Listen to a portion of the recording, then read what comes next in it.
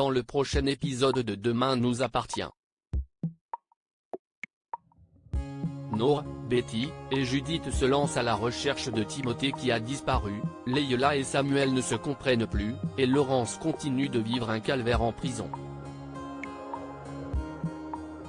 Attention, les paragraphes qui suivent contiennent des spoilers sur l'épisode de Demain nous appartient diffusé demain soir sur TF1. Si vous ne voulez rien savoir, passez votre chemin. Mardi 23 octobre dans Demain nous appartient. Timothée a disparu. Tout porte à croire qu'il a fugué. Ses parents paniquent et se rejettent évidemment la faute l'un de l'autre. Ils finissent par se rendre au commissariat et expliquent à Martin que leur fils n'a jamais fugué auparavant mais qu'il n'était pas bien ces derniers jours car il ne voulait pas retourner à Miami avec sa mère. Mais surtout, Victor a peur que Timothée se fasse du mal. Après tout, il ne cessait de répéter qu'il voulait rejoindre Lola, sa sœur assassinée quelques semaines plus tôt, et le taux de suicide chez les enfants autistes est élevé selon la plupart des études. Suite aux récents événements, Bilal déprime, ce qui inquiète fortement ses filles. De son côté, Leila doit déjà faire face à des tensions dans son couple avec Samuel.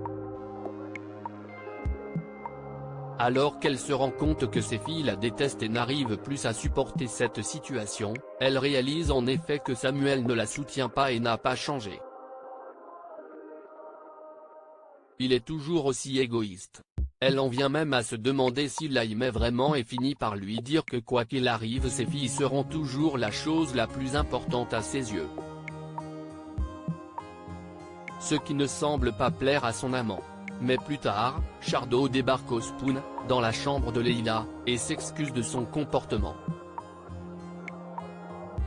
Il avoue à Leila qu'à chaque fois qu'il l'entend parler de sa famille ou de ses filles, ça le terrifie. Il a peur qu'elle finisse par les choisir et refuse de la perdre.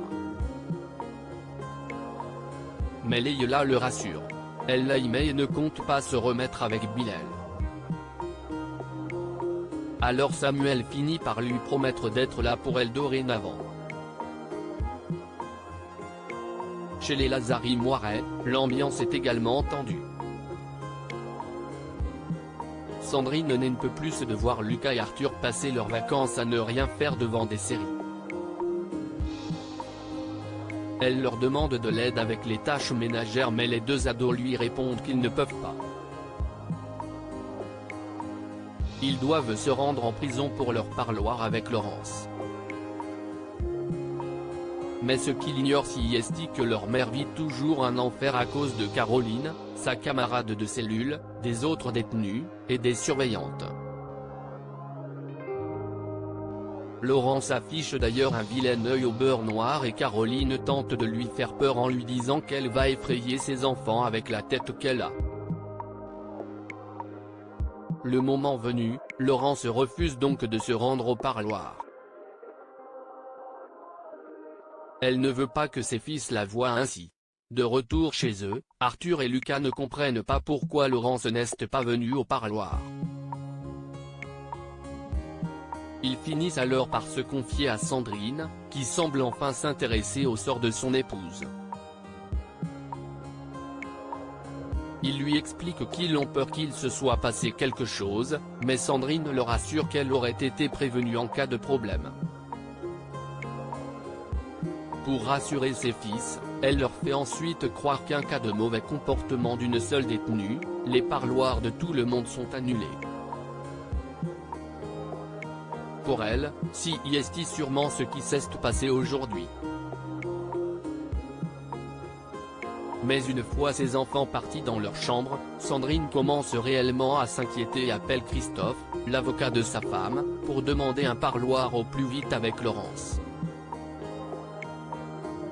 Après avoir appris que Timothée a disparu, Nour se confie à Judith et Betty.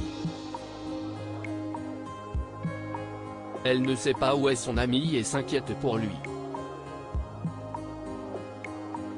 La théorie de la fugue leur paraît la plus probable et n'aura soudain une idée de l'endroit où Timothée pourrait être allé se réfugier. Un endroit où ils se donnaient souvent rendez-vous. Mais les trois amis sont interrompus par Georges, qui vient les interroger sur la disparition de Timothée. Face à ces questions, les trois adolescentes choisissent de mentir et prétendent ne pas être si proches que ça de Timothée et ne pas savoir où il se trouve. Aussitôt le flic parti, elles se rendent à vélo jusqu'à la plage et retrouvent Timothée qui va bien mais qui est en pleine crise et continue de répéter « Je veux Lola ». Judith et Betty veulent prévenir la police mais Nour s'y oppose.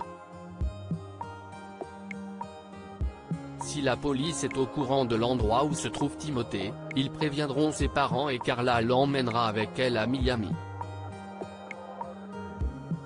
Pour Nour, si est simple, il faut écouter Timothée, être là pour lui, et l'aider à se cacher. Les trois amis emmènent ensuite Timothée dans un bâtiment laissé à l'abandon, qui abrite notamment une piscine. Lola adorait les piscines, dit l'adolescent, qui semble apprécier les lieux.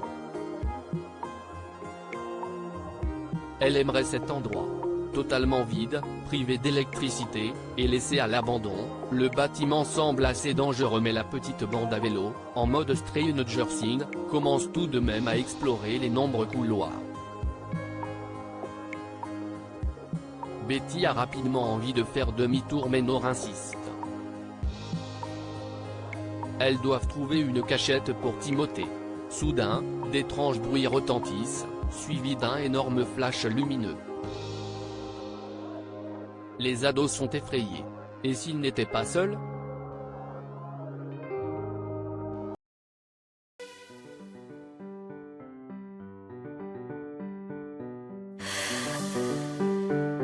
나